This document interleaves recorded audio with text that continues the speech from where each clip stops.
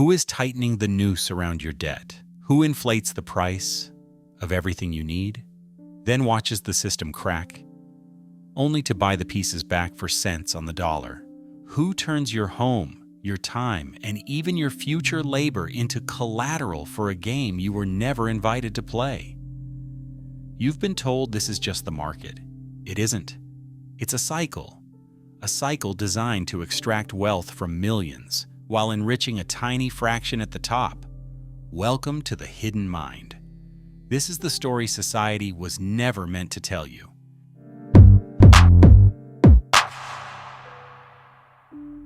Most people grow up believing governments run countries, presidents make decisions, and national leaders represent the highest form of authority on Earth.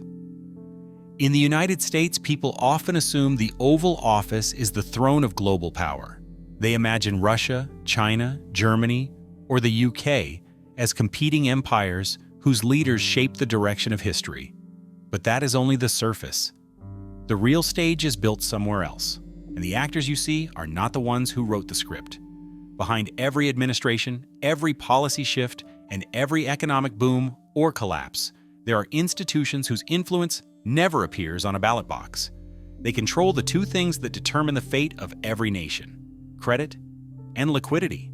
Their decisions ripple through housing markets, labor markets, and financial markets long before the public even senses a change.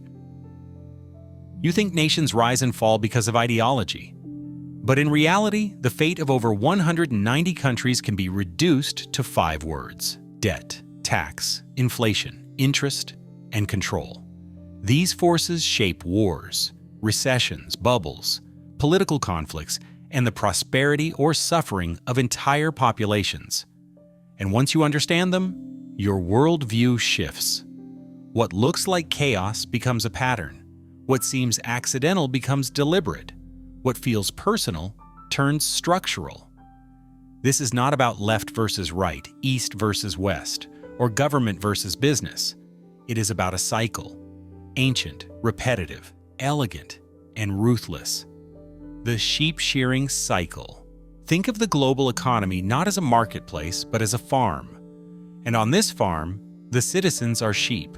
They are fed during certain seasons, encouraged to grow their wool, and then, when the moment is right, they are sheared. This is the essence of what I call the sheep-shearing cycle. It begins with abundance. Money flows easily. Credit becomes cheap. Banks openly encourage families, companies, and entire nations to borrow. People feel richer, so they spend more, invest more, and take bigger risks. The economy grows, asset prices rise, confidence spreads. Then the pressure quietly builds. Inflation creeps up, debt accumulates. The system becomes fragile, and just when the herd feels safest, the cycle turns. Interest rates rise. Liquidity tightens, borrowers struggle. Markets fall. Defaults explode. Families lose homes, companies collapse, governments scramble. But someone always benefits.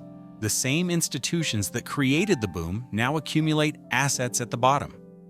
They lend when others are desperate and buy when others panic. This is not misfortune. This is the design.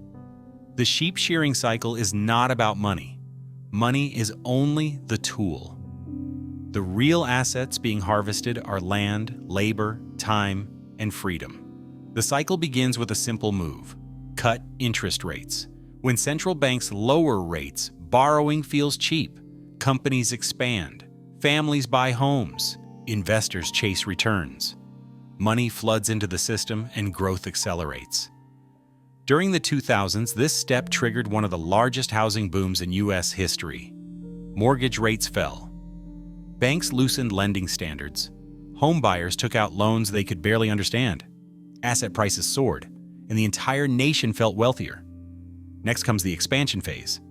Liquidity is everywhere. Debt piles up quietly, invisibly, and dangerously. By 2006, American households had taken on record levels of mortgage debt. Investors borrowed heavily to speculate. Financial institutions built complex products on top of other loans, multiplying risk throughout the system. On paper, the country looked prosperous. In reality, the foundation was cracking. Then the turning point arrives. Rates begin to climb. Payments increase. The same debt that made people feel rich now suffocates their cash flow. This is what happened in 2007. Borrowers began to default. Housing prices stopped rising. When lenders demanded repayment, millions could not comply. The system seized. Banks collapsed. Markets fell 50%. Over 2 million American families lost their homes. But the cycle does not end there. The elite step in during the collapse. They buy what the public is forced to sell. After 2008, private equity firms and institutional investors bought tens of thousands of homes across the United States at distressed prices. Entire neighborhoods became rental empires, controlled by a handful of corporations. Assets simply transferred from the many to the few. Finally, once the system is purged, the cycle resets. Rates are lowered again. Cheap credit returns. The herd grows back its wool. The pattern repeats. It has done so for more than a century. Through the Great Depression of 1929, the inflation shock of the 1970s, the dot-com collapse of 2000, the mortgage crisis of 2008, and the liquidity tsunami of 2020. Nothing about this is accidental. It is a rhythm, and the world dances to it, whether it knows it or not. Case Study 1. The 2008 housing crash. Imagine buying a home in 2006. Prices are soaring. Everyone around you claims real estate never falls. Your bank offers you a loan with low initial payments. You sign, believing the future will be better than the present. 2 years later, your payment doubles. Your income doesn't. Your home value collapses. You try to sell, but no one is buying. You default. The bank takes your house, and while you pack your belongings, institutional buyers quietly purchase entire streets at 1/3 the cost you paid. You walk away with debt and regret. They walk away with assets and profit. Case Study 2. The dot-com IPO scam. In the late 1990s, dozens of technology startups with no revenue, no customers, and no real product went public. Investment banks hyped them. Media praised them. Retail investors rushed in. Pets.com became a symbol of the era, valued in the hundreds of millions while selling at a loss. When the bubble burst, trillions evaporated. Ordinary investors lost everything, but the institutions that underwrote these IPOs kept their fees. They had already taken their profit from the top. Case Study 3. The modern fake billionaire. The pattern never changes. A charismatic founder pitches a revolutionary idea. Banks and venture capital pour money into the dream. Media crowns them the next genius. The company IPOs at an impossible valuation. Small investors buy at the top. The founder sells quietly. The bubble pops. The billionaire disappears from headlines, but the damage remains. Thousands lose savings. Markets absorb another scar. And the cycle continues. These are not isolated events. They are expressions of the same mechanism, the same rhythm, the same harvest. For most people, the greatest source of income is their salary. But salaries grow slowly. Asset prices grow quickly. The gap between them widens every year. In the 1970s, the median American home cost around 3 times the median income. Today, it costs more than 8 times. Mortgage rates fluctuate, but the burden remains. Rent has risen faster than wages for over 2 decades. Student loan debt has surpassed $1.7 trillion. Medical expenses grow every year. You are running on a treadmill that moves just fast enough to exhaust you, but never fast enough to let you escape.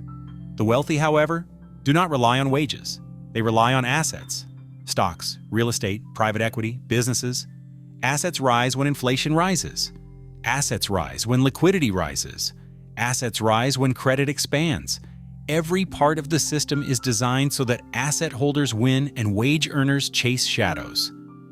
This is why, even though America has produced more wealth than any society in history, the majority of people feel poorer, more stressed, and more trapped. They are not imagining it. They are feeling the weight of a system optimized against them. The sheep shearing cycle extracts not only money, it extracts time, stability, and the possibility of upward mobility, and it does so predictably.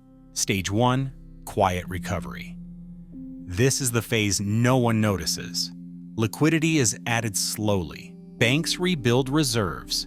Governments talk about stability. Investors remain cautious. But beneath the surface, institutions quietly buy undervalued assets, accumulate cash, and position themselves for the next expansion. Stage 2, the party. Confidence returns, rates fall, loans become easy. People invest aggressively. Media declares a new era of prosperity. Markets surge, housing prices jump. Even inexperienced investors make money. This is the moment the herd fattens. It feels like abundance, but it is preparation. Stage 3, the squeeze. Inflation rises, rates increase, debt becomes expensive, households struggle, companies cut costs, markets wobble. People ignore the warning signs because the pain begins slowly. But the cycle has already turned. Liquidity is being pulled out of the system. Defaults begin quietly, then accelerate. Stage 4, the harvest. A recession hits, markets fall sharply, unemployment rises, panic spreads. The public sells whatever they can to survive. Assets collapse to levels institutions consider attractive. And once again, the elite accumulate what the struggling majority is forced to abandon. This is not pessimism. It is the rhythm of modern finance. And the next cycle is already forming. The question is not whether it will happen, but whether you will see it coming. Once you understand the sheep shearing cycle, the world stops looking random. News headlines become signals. Economic shifts become patterns. Crises become opportunities. But only for those who recognize the design. The system is not broken. It works exactly as intended. It simply does not work for everyone equally. You are not powerless in this. Knowledge is the first form of protection. Perception is the first form of freedom. If this exploration opened a new way of seeing the world, share it. Your awareness shapes your future and perhaps someone else's as well. This is the hidden mind. And the next cycle has already begun.